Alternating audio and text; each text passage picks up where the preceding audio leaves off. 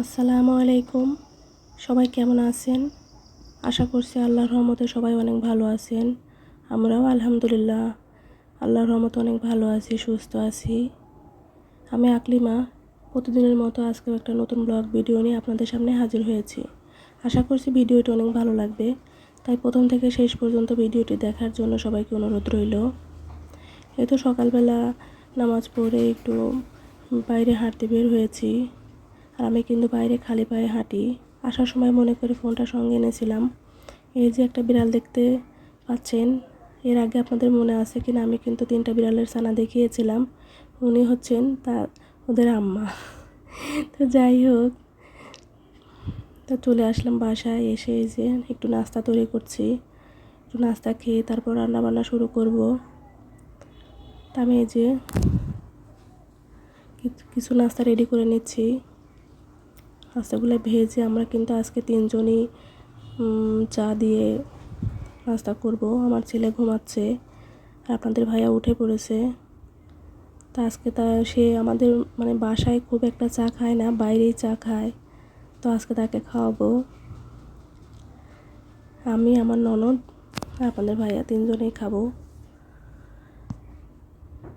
তো যাই হোক, আমি আজকে দুধ চা করেছি। আসলে 2 দিন দেখিয়েছি, 2 দিনই দুধ চা দেখানো হয়েছে। আমরা কিন্তু প্রতিদিনই দুধ চা খাই না, লাল চাটা বেশি খাই। কিন্তু আপনাদের ভাইয়া গত দিনেও দুধ খায়নি। যেদিন দুধ খায় না সেটা রেখে দেই। পরের দিন আসলে দুধটা সকালে এমনি খেতে ইচ্ছা করে না, তাই ভাবলাম চাটা বানিয়ে খাই। তো যাই হোক, 3জনে খেয়ে নিয়েছি। এই তো সেই প্লেটগুলো ধুয়ে নিচ্ছি।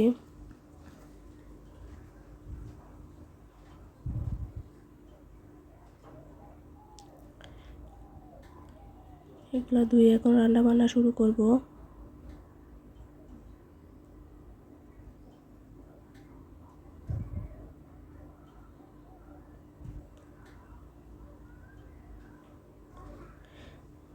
আমি এই তো হাতটা ধুয়ে নিলাম সুন্দর করে। তারপরে এই যে আমার বাটিতে যে আদাগুলো পেস্ট করে রাখতাম সেটা ফুরিয়ে গেছে। এই জন্য এটাই যেভাবে রেখে দিয়েছিলাম, তো সেটাই এখন বের করে নিলাম। এখন আর রসুন বাটি না, কারণ রসুনটা এখন আমল দিস্তা আনার পরে ওইটাতেই না একদম টাটকাতাই বেটে নেই, ছেঁচে নেই। তো যাই হোক, এই যে রান্না শুরু করলাম। আজকে যে মাছটা রান্না করব, এটাকে কি মাছ বলে, লৌসি না মিরকি, যাই হোক। তাই মশলাটা কষিয়ে নিচ্ছি আর এক চুলায় মাছটা ভেজে নিচ্ছিলাম। শুধু এই মাছই না, আমি কিন্তু পাঙ্গাস মাছও রান্না করব। পাঙ্গাস মাছ ভুনা করে দেবো, কারণ আমার ছেলে এই মাছ খেতে পারে না। এই মাছটা আমাদের জন্যে, এই মাছের কাঁটা বেশি, যার কারণে ওর জন্য আবার আলাদা করে পাঙ্গাস মাছ রান্না করতে হবে।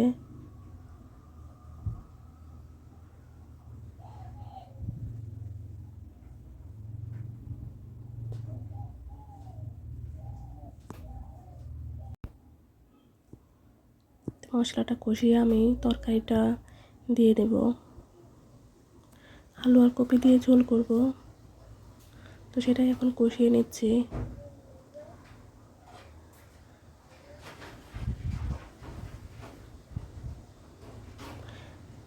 সবাইকে একটা কথা মনে করিয়ে দেই, আমার প্রিয় আপুমণিরা, ভাইয়েরা, আন্টি, আঙ্কেল বা যে যেখান থেকে আমার ভিডিওটি দেখেন, সবাইকে অসংখ্য অসংখ্য ধন্যবাদ। এবং সবাই একটু মনে করে একটা লাইক দিয়ে ভিডিওটি দেখা শুরু করবেন প্লিজ, কারণ আপনাদের একটা লাইক আমার কাছে অনেক গুরুত্বপূর্ণ। এবং আমার চ্যানেলটি সাবস্ক্রাইব করে রাখতে পারেন, যাতে আমি কোনো ভিডিও ছাড়লে আপনারা খোঁজাখুঁজি ছাড়াই আমার ভিডিওটি দেখে নিতে পারেন।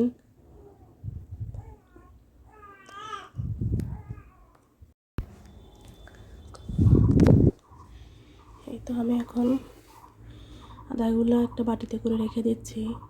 আর এগুলো ছাড়ানো আমি কিন্তু চাকু দিয়ে চেষ্টা করছিলাম, কিন্তু উঠছিল না। তারপরে এই যে একটু পিছন থেকে চাপ দিলেই কিন্তু ঝরঝর করে পড়ে যাচ্ছে। তো যাই হোক, এগুলো হয়ে গেল, আমি এখন বাটিতে করে রেখে দিব, ফ্রিজে রেখে আসবো। আর যেগুলো রান্না করব তার জন্য কিন্তু 1 টুকরা রেখে দিয়েছি। এভাবে আদা যদি ফ্রিজে রেখে দেওয়া যায়, বরফ বাটি করে রেখে দেওয়া যায়, তাহলে কিন্তু রান্না করার সময় খুব সহজেই রান্না করা যায়। যখন যেমন প্রয়োজন হবে 1 টুকরা 2 টুকরা করে বের করে কিন্তু রান্না করা যাবে। যাই হোক, আমি পাশের চুলা পাঙ্গাস মাছটা কিন্তু সুন্দর করে ভেজে নিয়েছি এবং রান্না করার জন্য এই যে একটা কড়াতে পেঁয়াজ ভেজে নিচ্ছি, মশলা কষিয়ে নিব। সব রকম মশলা আমি দিয়ে নিচ্ছি, মরিচের গুঁড়া, হলুদের গুঁড়া, জিরার গুঁড়া সব কিছু দিয়ে আমি মশলা কষিয়ে নিচ্ছি পাঙ্গাস মাছ ভুনা করার জন্যে। আর এদিকে কিন্তু তরকারিটা কষানো হয়ে গেছে।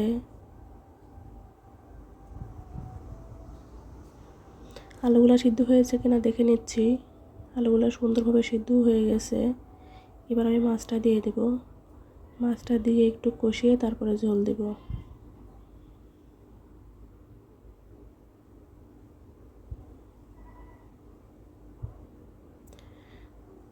পাশে পাঙ্গাস মাছটা আমি রান্না করে নিচ্ছি।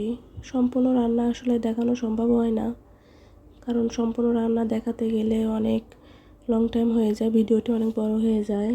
তো আমি এই যে ভিডিওটা কেটে তারপরে এই যে কিন্তু রান্নাটা কমপ্লিট করে নিলাম অফ ক্যামেরায়। আমার রান্নাবান্না, আমার সংসারে যে কাজকর্মগুলো আপনাদেরকে দেখাই, সেগুলো কেমন লাগে যারা ভিডিওটি দেখেন তারা প্লিজ কমেন্টস করে জানাতে পারেন। আর এই তো আমার ছেলে আমাকে এগুলা নিয়ে এসে দিয়েছিল, আম্মু আমারটা একটু ভিডিও করে দাও। একটা ড্রাগন ফল এনেছিল, তো ওকে সেটা কেটে দিলাম, সেটা একটু ভিডিও করে রেখেছি। তো যাই হোক, এদিকে কিছু মাজনি নিয়ে এসেছে। আসলে আমি এই মাজনিগুলো না ব্যবহার করি না, অন্যগুলো ব্যবহার করি। তো যেহেতু আপনার ভাই এনেছে তাই এগুলাই নিয়ে এসেছে। তো কি আর করা, এগুলো এবার ব্যবহার করে দেখি এগুলা কেমন। আর কিছু কলা নিয়ে এসেছে এবং ছেলের জন্য এই যে একটা ল্যাকটোজেন নিয়ে আসা হয়েছে। আমার ছেলের কিন্তু বাড়তি দুধ মানে এক্সট্রা দুধ লাগে না, তারপরেও নিয়ে আসা হলো। এর আগেও একটা নিয়ে আসা হয়েছে প্যাকেটের দুধ, কারণ আমি একটু কাজে একটু বাইরে গেলে সেটা আসলে অনেক সময় দেখা যায় যে ওর ক্ষুধা লাগে, এর জন্য একটু নিয়ে আসা যাতে ওর ক্ষুধা কষ্ট না করে। যাতে ক্ষুধা লাগলে একটু খাওয়াতে পারে, এই জন্যে নিয়ে আসা হয়েছে। তো মাঝে মধ্যে লাগে, খুব বেশি লাগে না। তো যাই হোক, আমি সেটা একটু সরিয়ে রাখলাম। এবার রান্না করব একটু সেমাই। এখন কিন্তু রাত, তো রাতে একটু সেমাই করব। আর সেমাইটা কিন্তু অনেক মজা করে রান্না করব। কিছু কিশমিশ ভেজে নিয়ে তারপর এই যে কিছু বাদাম ভেজে নিয়েছি। আমি কিন্তু ঘি দিয়ে ভেজে নিয়েছি, এটা ঘিটা দেওয়ার সময় আসলে ক্যামেরাটা ধরা হয় নাই। তো এই যে সেমাইটাও আমি ওই ঘিতেই ভেজে নিচ্ছি। আর সেমাইটা কিন্তু আজকে একটু স্পেশাল করে রান্না করছি।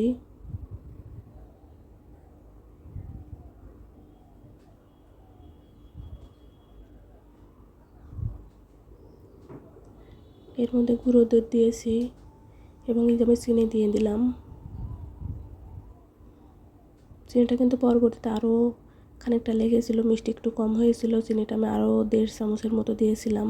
এবং এর মাঝখানে কিন্তু লবণটা দিয়ে নিয়েছি। তো যাই হোক, সেমাইটা কিন্তু অসাধারণ হয়েছিল।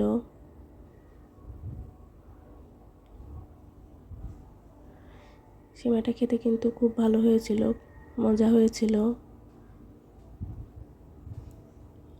যেহেতু খাওয়ার পরে ভিডিও করছি এই জন্য বলতে পারলাম।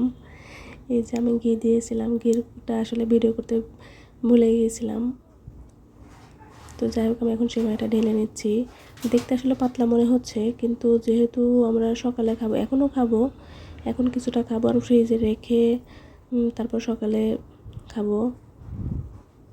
আসলে মিষ্টি জিনিস ফ্রিজে রাখলে একটু ঠান্ডা হলে কিন্তু সেটা খেতে বেশি মজা লাগে। আর সেটাই হয়েছে, গরমটা খেতে যতটা মজা লাগছে তার চেয়ে বেশি মজা লাগছে আসলে সকালে খেয়ে। তো এখন পাতলা মনে হলেও ফ্রিজে রাখলে কিন্তু এটা আর একটু ঘন হয়ে যাবে, আর নামানোর পরে কিন্তু আরও একটু ঘন হয়ে যায়। তাই একটু পাতলা পাতলা করেই পাতলা পাতলা থাকতেই নামিয়ে দিলাম। তো যাই হোক, রাতে আমি সেমাই রান্না করেছি এবং সকালের খানিকটা তরকারি ছিল, এই জন্যে আর কিছু করলাম না। এই যে কালকে সকালের জন্যে আমি ছোলা ডাউল ভিজিয়ে রাখছি। আর এখন কিন্তু আমি ডাউল ভর্তা দিব। আমি কিন্তু এই যে একটা পরিষ্কার ন্যাকড়াতে এইভাবেই বেঁধে ডাউল ভর্তা দিব। আমাদের এদিকে তো এভাবেই দেয়, আপনাদের এই এলাকাতে কেমন দেয়, কীভাবে আপনারা দেন জানাবেন।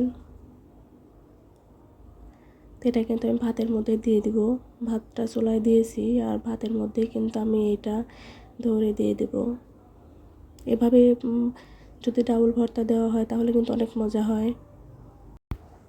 তো যাই হোক, আমি কিন্তু এখন এটা শুকনো মরিচ দিয়ে শুকনো মরিচ দিয়ে ভর্তা করব। তো আমার কাজকর্মগুলো কেমন হয়েছে কমেন্টসে জানাবেন। সবাই ভালো থাকবেন, সুস্থ থাকবেন। আজ এ পর্যন্তই। আসসালামু আলাইকুম।